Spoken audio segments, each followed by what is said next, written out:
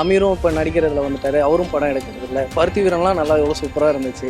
ஆனால் அந்த மாதிரி hip hop Aadhi is a very influential for me. So அவர் வந்து சூப்பராக Maybe Sivakarthikeyan, maybe he can achieve. Arun Vijay நினைக்கிறேன். அருண் விஜய்னா ஜெயக்குமார் அவர் நல்ல ஆக்டரு, மஞ்சுளா அம்மா வந்து நல்ல ஆக்டரு. ஆனால் அருண் விஜய் நல்லா மார்க்கெட்டிங் வந்து இன்னும் மறாமல் இருக்காரு. ஏன் ப்ரோ இவர் கொஞ்சம் நல்லா வரணும், ஆனால் ஏன் இவருக்கெல்லாம் நிறைய சான்ஸ் கிடைக்கல அப்படி நீங்கள் யாரும் நினைக்கிறீங்க? அப்படின்னு நம்ம கேட்கும்போது இவர் யோசிச்சுட்டு இருப்பார். அதுக்குள்ளே நம்ம போய் மற்ற எல்லாத்துக்கிட்டே கேட்டு இருந்துருவோம். ப்ரோ இங்கே வெயிட் பண்ணுங்க. வித்யாசாகர். வித்யாசாகர். என்ன ரீசன்? இல்லை ஃபஸ்ட்டு பீக்காக இருந்தாங்க இனிஷியல் டைம்ஸில்.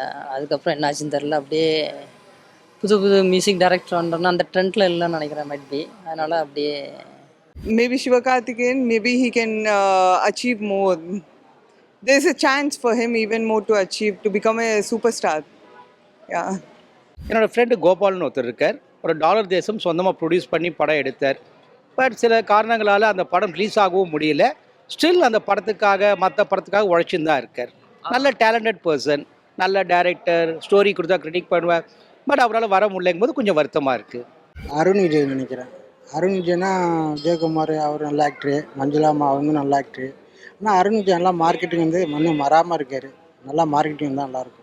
இதுமாதிரி இவர் முரளி சன் அவர் ஆதர்வா அவருக்கும் மார்க்கெட்டிங் எல்லாம் நல்லாயிருக்கும். முரளி ஒரு நல்ல ஆக்டரு, அவருக்கு மார்க்கெட் இல்லாமல் இருக்குது. அவரு நல்லா இருக்கும்.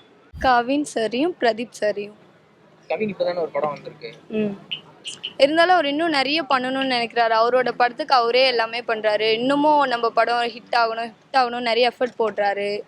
அதனால் அவர் சொல்கிறார். பிரதீப் சார் வந்து சின்ன வயசுலேருந்தே என்னோட ரோல் மாடல். ஏன்னா அவர் எப்படி சொல்கிறது, அவரோட படத்துக்கு அவரே எல்லாமே இருக்கிறாரு. அவர் பார்க்கும்போது இவ்வளோ சின்ன வயசில் இவ்வளோ வளர்ந்துருக்காரே அப்படின்னே மற்றவங்கலாம் பார்ப்பாங்க.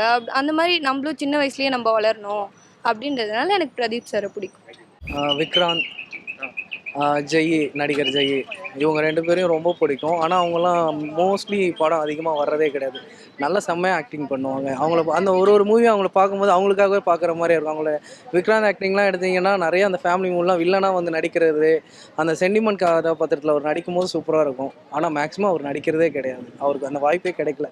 இன்னும் நிறையா வாய்ப்பு கிடைச்சா அவர் நல்லா பெரிய ஆளாக வருவார். விக்ரம் வந்து இன்னும் நல்லா வந்தால் நல்லாயிருக்கும். நிறைய டேலண்ட் இருக்குது. அவர் வந்து பார்த்திங்கன்னா கமலஹாசனுக்கு அடுத்தபடியாக நம்ம சொல்லலாம். பட் கமல்ஹாசனோட அவர் பெட்டராக வந்து நிறையா பண்ணுவார் அவர். ஏன்னா கடைசியாக பார்த்தீங்கன்னா ஐ படத்துலேயே நிறையா அவர் வந்து தன்னோட பாடியை வந்து எப்படின்னா கரெக்டாக ஒரு 15 வயசு பையன் மாதிரி பாடி அந்த இது அந்த அளவுக்கு பண்ணாப்புல. அது மாதிரி விக்ரம் வந்து நல்லா நடிகர் கரனை சொல்லலாங்க. நல்லா நடிச்சிருக்காரு. பழைய படம்லாம் பார்க்கும்போது நல்லா நடிச்சிருக்காரு. நல்லா டேலண்டான உள்ள ஒரு நடிகர். ஆனால் அவர் ஏன் மேலே வர முடியலன்னு எனக்கு தெரியல. அப்போவே அஜித் கூடலாம் நடிச்சிருக்காரு, நல்லா நடிச்சிருக்காரு. அஜித்லாம் எங்கேயோ வந்துட்டார். சரி, இவர் கொஞ்சமாவது வந்திருக்கலாமேன்றது தான் வருத்தத்துக்குரிய ஒரு விஷயம். ஹீரோன்னு பார்த்தா நான் வந்து லாரன்ஸ் மாஸ்டரை சொல்லுவேன். அவர் வந்து இயர்லி வருஷத்துக்கு ஒரு 2-3 படம் தாராளமாக பண்ணலாம். ஸோ பேய் படமே தவிர்த்து ஒரு ஆக்ஷன் கலந்த காமெடி கலந்த படம் அவர் பண்ணலாம். ஏன்னா அவருக்கு அந்த டேலண்ட் இருக்குது. ஸோ ஆக்டிங்கில் அவர் வரணும்னு நினைக்கிறேன். ஹீரோவாக அவர் வரணும்னு நான் ஆசைப்பட்றேன். கண்டிப்பாக இயக்குநர்களில் யாருக்கு அந்த மாதிரி மறுக்கப்பட்டிருக்கும்னு நினைக்கிறீங்க? வாய்ப்புகளே கிடைக்கல அப்படின்னு நினைக்கிறீங்க? இவர் படமெல்லாம் வேறு லெவலில் இருக்கும். பட் ஆனால் இவருக்கு நிறைய படங்கள் கமிட் ஆனாருன்னா சூப்பராக இருக்கும்னு நினைக்கிறேன். இயக்குநர்கள் யார்? அமீர், சசி, பூ படம் எடுத்தார் இல்லைங்களா சசி, இவங்களோட இதில் பார்த்தா நல்லாயிருக்கும். ஆனால் மேக்ஸிமம் இப்போ அவங்க ரெண்டு பேருமே வரதில்லை. நடிக்கிறதுல அமீரும் இப்போ நடிக்கிறதுல வந்துட்டார், அவரும் படம் எடுக்கிறது இல்லை. பருத்தி வீரன்லாம் நல்லா எவ்வளோ சூப்பராக இருந்துச்சு. ஆனால் அந்த மாதிரி இப்போ அவர் ஒரு படம் எந்த விதமும் கொடுத்த மாதிரியே தெரியல. ஸோ ஒரு இயக்குநர்கள் வந்தால் நம்ம வந்து நிறைய பேர் இருக்காங்க. பட்டு மூவி பேர் வச்சுன்னா நம்ம சொல்லலாம். நம்ம வந்து பார்த்திங்கன்னா இப்போ கூட நம்ம கார்த்திக் நடித்தது வந்து தீரநாந்தியாரம்ல அந்த மாதிரி டேரக்டர்லாம் நல்லா வந்தால் நல்லாயிருக்கும். இயக்குனரில் விஜய் வச்சு பூவே உனக்காக எடுத்த விக்ரமன். ஸோ எனக்கு ரொம்ப ஃபென்டாஸ்டிக் டேரக்டர், ரொம்ப பிடிக்கும். சூரியவம்சம் அவர் எடுத்த ஒரு படமும் பிளாக் பஸ்டர் தான். ஸோ ஒரு சென்டிமெண்ட் கலந்து சூப்பராக இருக்கும். ஸோ அவர் அப்கமிங் இப்போ இருக்க சுச்சுவேஷனுக்கு ஏற்ற மாதிரி அவர் சென்டிமெண்ட் வச்சு ஒரு ஆக்ஷனோட ஒரு படம் எடுத்தார்னா சூப்பராக போகும். கம்பல்சரியாக டேரக்டரில் அவர் கம்பெட்டிவாக வரணும். மியூசிக் டைரக்டர் இல்லை அப்படி யாரும் தெரியல. மேக்ஸிமம் இப்போ தான் எல்லாருமே புதுசாக வர்றதுனால எல்லாரும் அந்த மாதிரியே இருக்கிறது ஒன்றும் தெரிய மாட்டேங்குது இப்போதைக்கு. ஏன்னா மியூசிக்கை பொறுத்த வரைக்கும் ஒவ்வொரு இதுலேயும் ஒரு படத்துலையும் அடுத்தடுத்து அவங்க வேறு மாதிரி கொடுத்துட்டு போயிட்டே இருக்கிறதுனால இவங்க தான் வேணுன்ற மாதிரி எல்லாம் இல்லை. இப்போ யார் வேணாலும் வந்து நல்லா பண்ணிட்டு போயிட்டுருக்காங்க. ஆனால் மேக்ஸிமம் ரொம்ப பிடிச்சது ஜிவி பிரகாஷ் மியூசிக் தான். அவரோட மியூசிக் எல்லா படத்துலையும் அவர் ஆக்டிங்கை விட மியூசிக் பண்ணால் ரொம்ப நல்லாயிருக்கும்னு தோணும். பாடகர் விஜய் ஆண்டனி.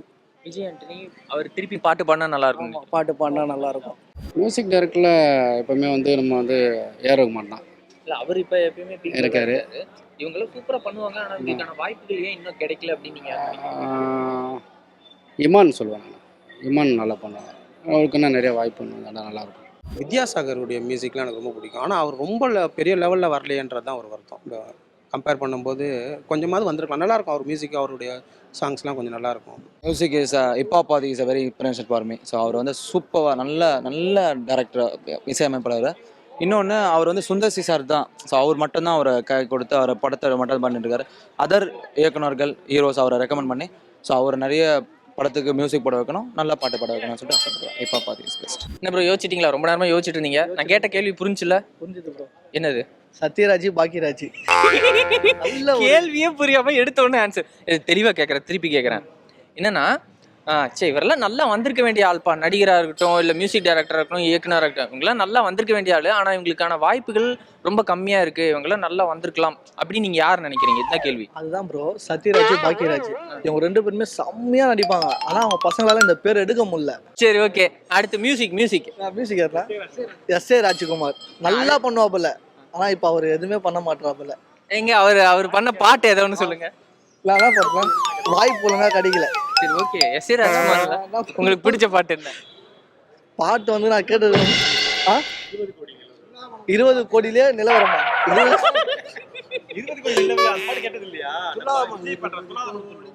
துல்லாத மனம் துள்ளுமா, துல்லாத மனம் துள்ளும் ப்ரோ. ஹெட்செட் வச்சு காதில் வச்சுன்னு வச்சுங்க, அப்படியே வேற லெவல் வைப்பாக இருக்கும் ப்ரோ.